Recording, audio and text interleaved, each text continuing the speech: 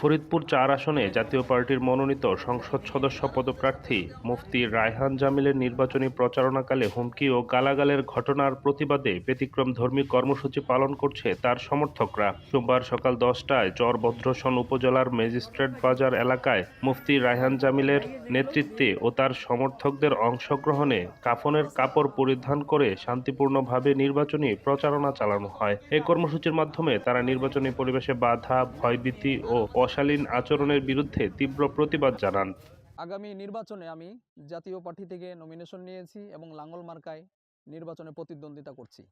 তো আমি বিভিন্ন জায়গায় নির্বাচনী প্রচারণায় গিয়ে বিভিন্ন গালাগালি এবং বিভিন্ন হুমকি ধমকির সম্মুখীন হচ্ছি।